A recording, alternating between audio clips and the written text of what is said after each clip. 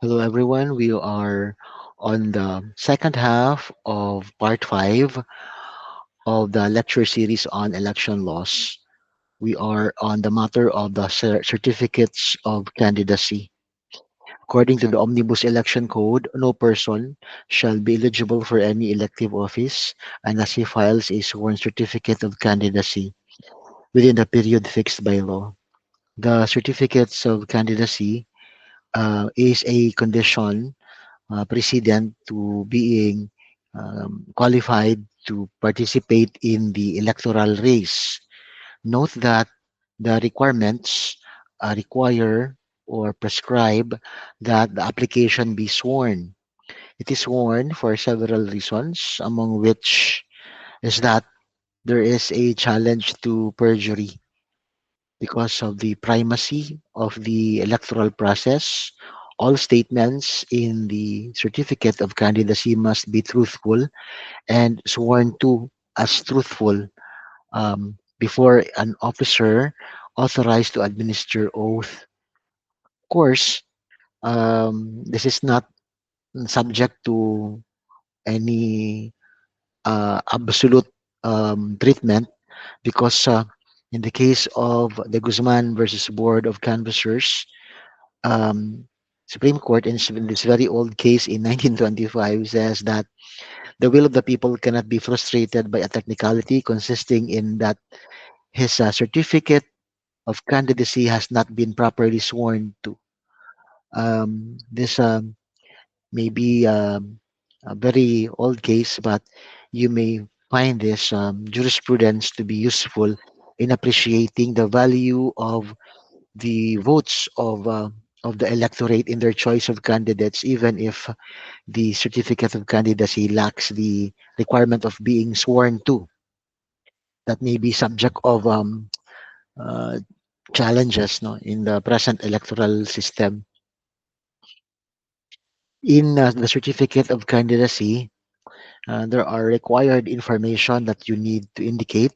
Of course, you need to indicate the most importantly your the office that you seek to fill in, no, as well as your personal circumstances. You might write there all of your qualifications for the running for an office.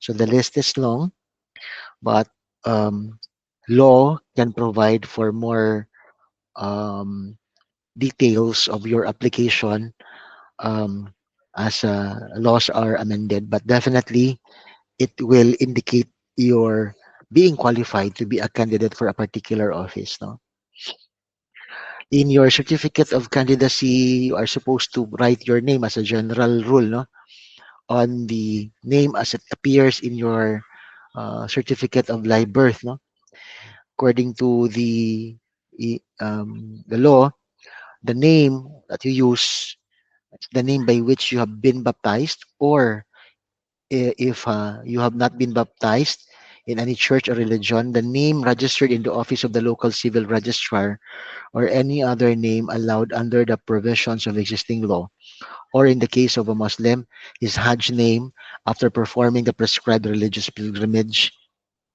There is, of course, a question as to the primacy of the public document, which is the PSA document, no? Because I think the PSA precedes the baptismal, no? When there are two or more certificates for an office with the same name and surname, each candidate, upon being made aware of such a fact, shall state in his shall state his paternal and maternal surname, except the incumbent, who may continue to use the name or surname stated in the certificate of the candidacy.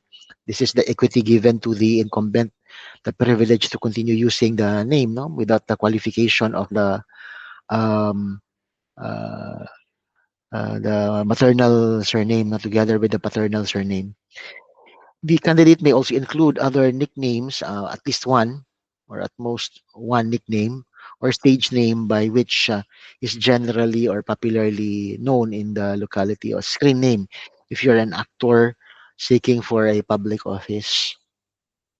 So where do you file your certificates of candidacy?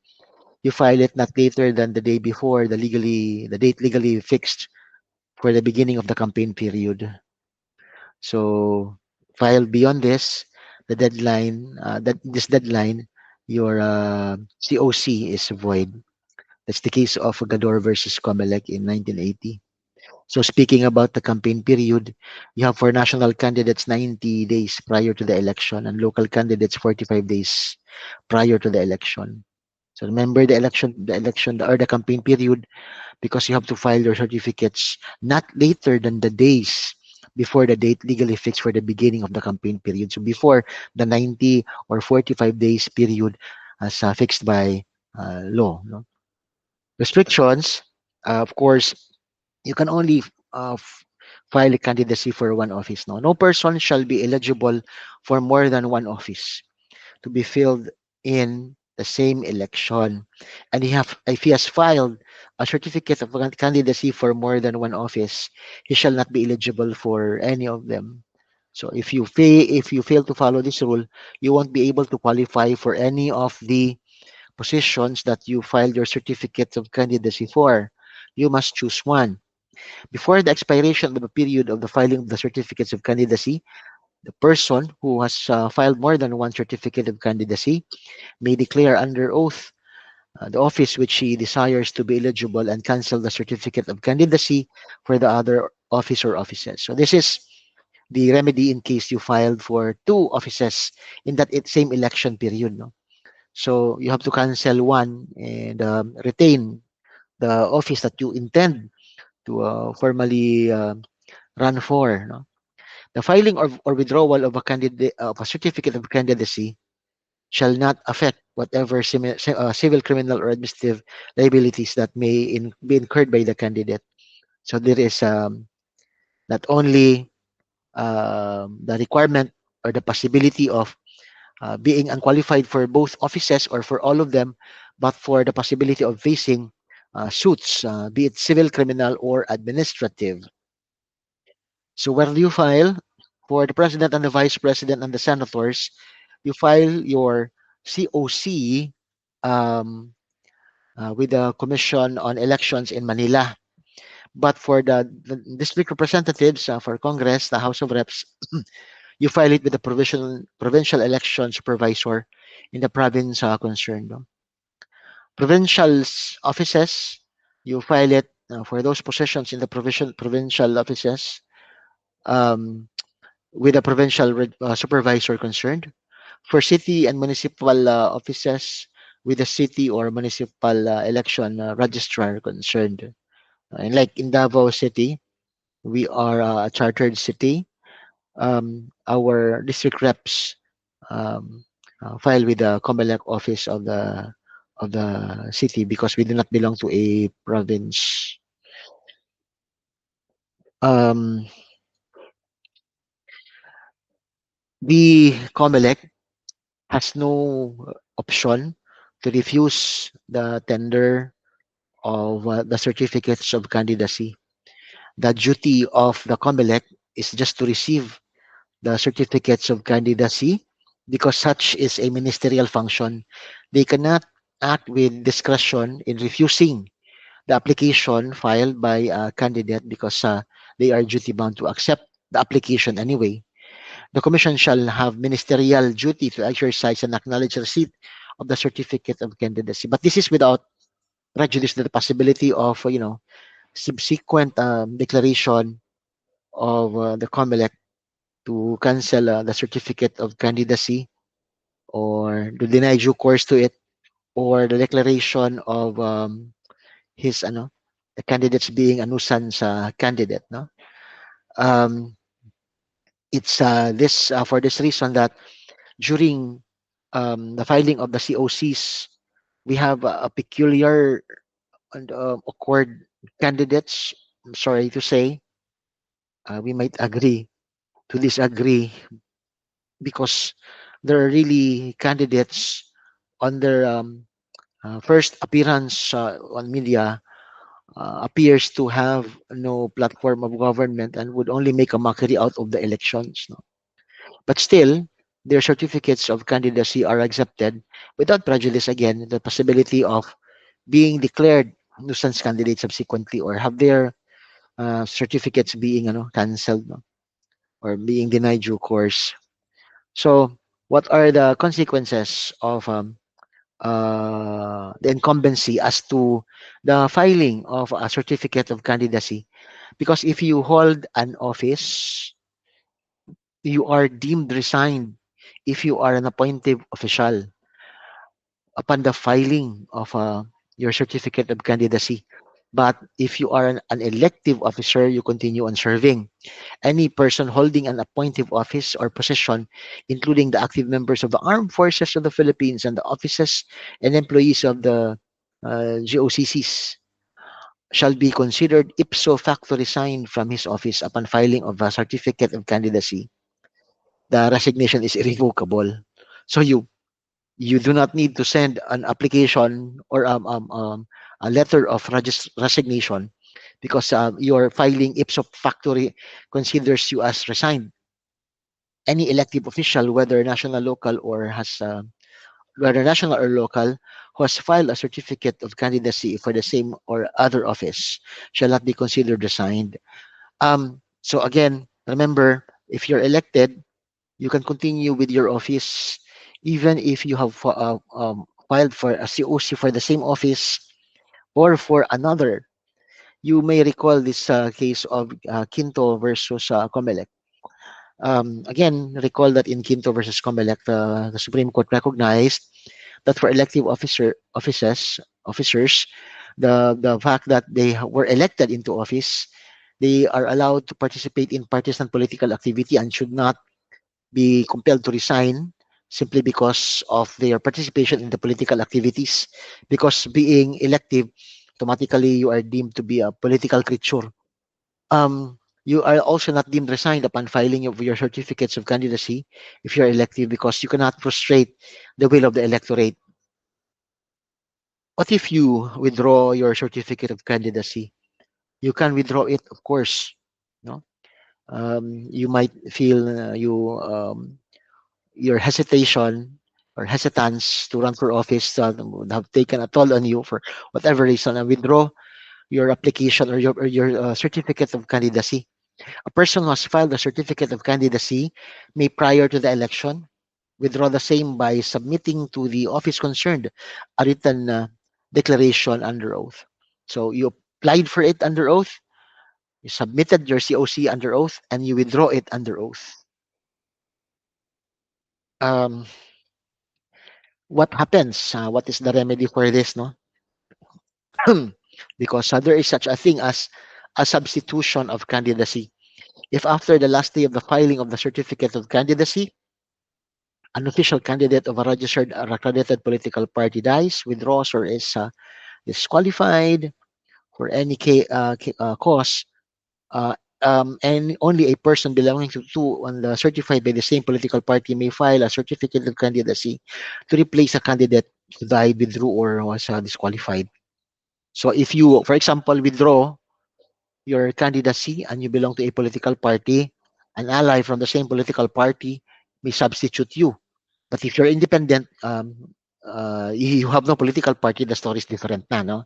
So the law is specific, only the replacement comes from the same political party. Um, this is the same consequence if the person who submitted the COC dies or is disqualified. Speaking of disqualification, you might want to note that the story or the qualification is different if you have been disqualified because of material misrepresentation under section 78 of the Omnibus Election Code. So if you are disqualified because of serious misrepresentation or material misrepresentation, you won't be substituted. Why? Because a person whose COC has been denied due course or cancelled under Sec 78 of the Omnibus Election Code is never considered a candidate in the first place. So what is there to substitute when you have not effectively, in fact, submitted your COC? It's void ab initio. There is nothing to substitute. No?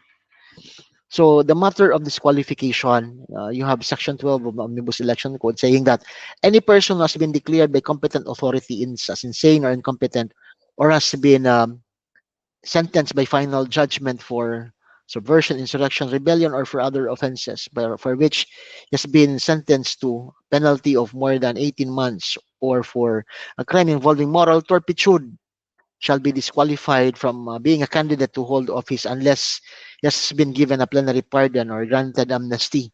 So in section 12, you are given the general um, list of who are to be disqualified from running for office. Um, where is the disqualification filed? Who has authority over disqualification cases? Remember, your constitution being the fundamental law on Article 9, Section 2, letter C, Section 2, says that among the powers of COMELEC is that it exercises exclusive original jurisdiction over all contests relating to the election returns and qualifications of all elected regional, provincial, and city officials, and appellate jurisdiction over all contests involving elective municipal officials decided by the trial courts of general jurisdiction or involving elective barangays officials decided by the trial courts of limited jurisdiction, no? Barangay officials decided by the trial courts of competent or limited jurisdiction.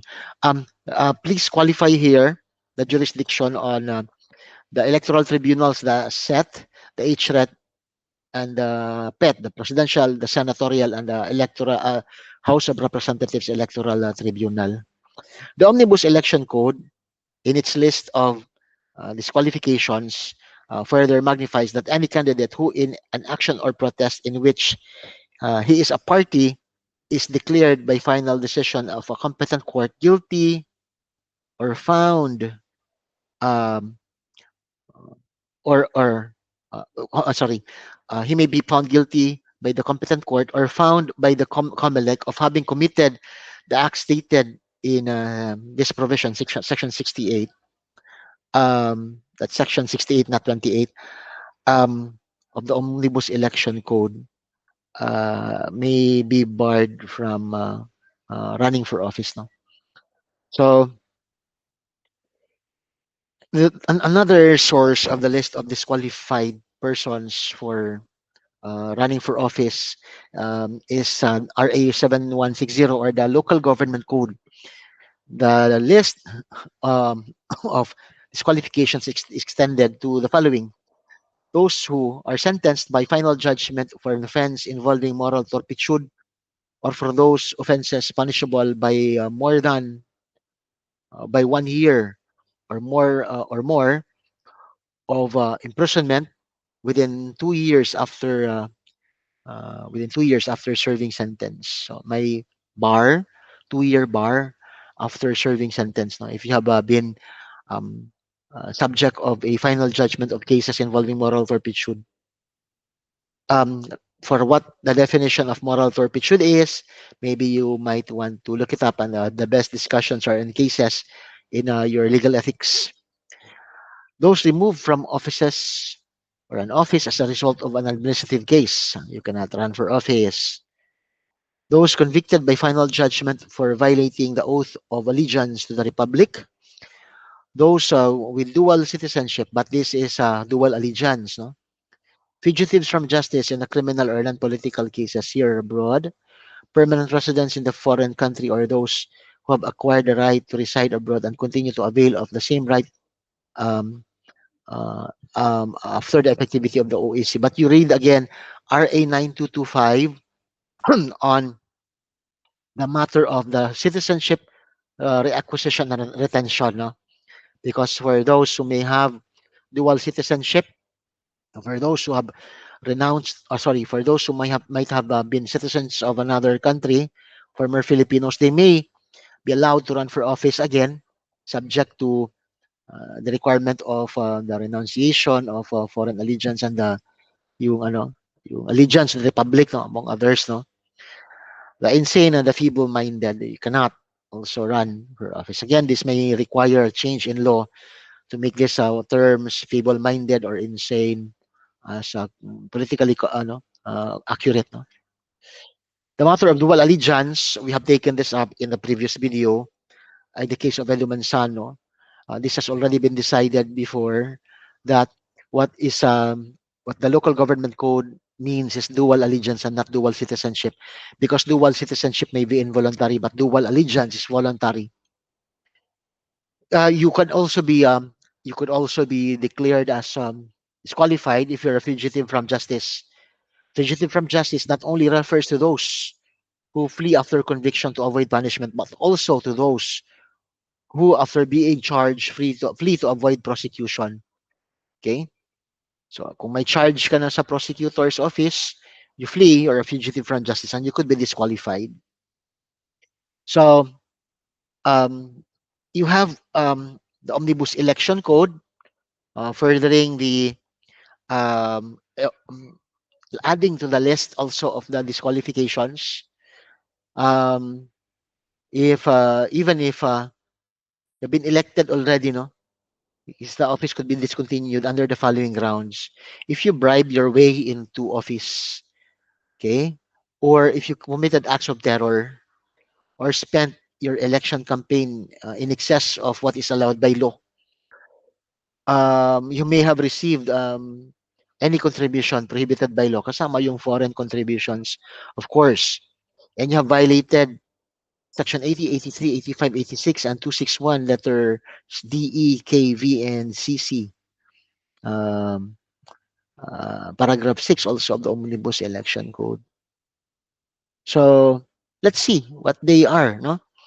So, Section 80, um, you may have made campaigns outside of the campaign period. You could be disqualified. Or you could have committed acts constituting your participation in the creation or publication of prohibited election propaganda. Or in Section 86, when you failed to register your advertising contracts for the broadcast of your um, of your political ads, or you altered the same during elections. Okay. And for section 261, you have this coercion of your subordinates. You compel them to vote for a particular candidate, threats or intimidation, prohibiting a person from using uh, or which where you used violence, threats, or fraud to disrupt the electoral process. No? Undue influence, um, or release of public funds, release of expenditure of funds for public works 45 days before a regular election, and vote buying and vote selling. So these are punished in 261. There is in 261 um, the matter of the prohibition on disruption or obstructing election process. It says that any person who, for the purpose of disrupting or obstructing the election process or causing confusion among voters, propagates false and alarming reports or information, or transmits or circulates false orders, directives, or messages and fake news regarding any matter relating to the printing of the official ballots. This is prohibited. Huh? But does this constitute an offense that would require COMELEC to disqualify you? This is already resolved in the case of Erisa versus COMELEC, where the Supreme Court said that the spreading of false information in 261, letter Z, number 11, may constitute an election offense, but it is not among those specifically enumerated for disqualifying an officer under Section 68, exclusionius. No? So, although this may be despicable, this is not part of the grounds for disqualification. Itong Section 261, letter Z, number 11. In that same case, Supreme Court, right, as well taking this now, said that it further ruled that while COMELEC may investigate election offenses, only an RTC can determine criminal liability, and a candidate can be disqualified only after final conviction by a competent court by declaring Irisi guilty and disqualifying him at the same time. Okay. And finally, an important point in this case, 2025 case kasi, medyo mahalaga kasi medyo bago.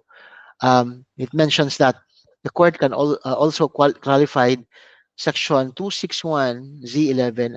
This applies to uh, false alarming statements intended to disrupt electoral process regardless of the time or place they are made. Kasi ang sabi ni Irise, hindi naman siya ginawa malapit sa polling places on election day. So anytime pala siya, no? Basta it disrupts the electoral process. Yung fake news or spreading false information. So what are the effects of disqualification? If a candidate has not yet been finally disqualified before the election but still wins, hearing of the case still continue. Padayon gyapon, upon the complainant's motion, the proclamation may be suspended if the evidence of the disqualification is strong. Sa what I'm saying here is the candidate may be disqualified. The candidate may be disqualified.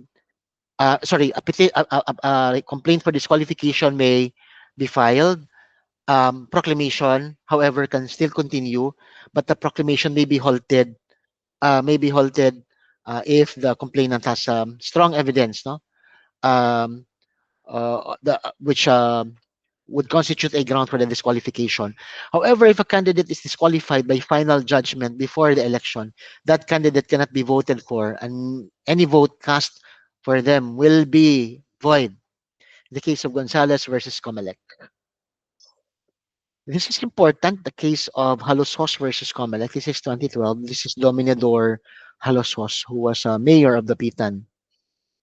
According to the Comelec, a consequence nga ng disqualification, COMELEC properly cancelled has also a certificate of candidacy, saying that a void certificate of candidacy on the ground of ineligibility that existed at the time of the filing of the certificate of candidacy can never give rise to a valid candidacy, and much less a valid vote. So note here, the void certificate of candidacy, that declaration um, is on the matter of his eligibility. So it's the certificate of candidacy is void ab initio in the first place.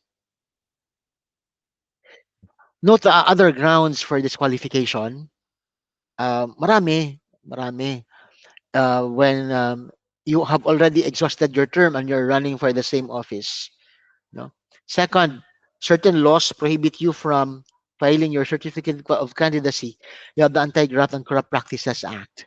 No, if you are convicted of the law, RA 3019, you may be prohibited from running for office. If you may have caused data breach under the Data Privacy Act, I think the penalty includes disqualification for the double amount of the prison term, disqualification from being allowed to serve in public service. No, um, maybe if you have not yet sworn or submitted your sworn renunciation of foreign citizenship under the Citizenship Retention and Reacquisition Act, that could also be it. No? Also, the Constitution bars certain officials, including members of the military, judiciary, and civil service, from seeking elective office unless they resign or retire within the period prescribed by law prior to elections. Or how about members of the clergy? There is no prohibition. Members of the clergy can run. But if you are speaking about the Catholic Church, their canon law prohibits members of the clergy from holding office, no, civil offices, no. Penalties of temporary or absolute disqualification or perpetual special disqualification. Um, this is together with the punitive sentences, no, under the revised penal code. Kung may disqualification, permanent or temporary, perpetual or temporary. Now, this matter of material representation.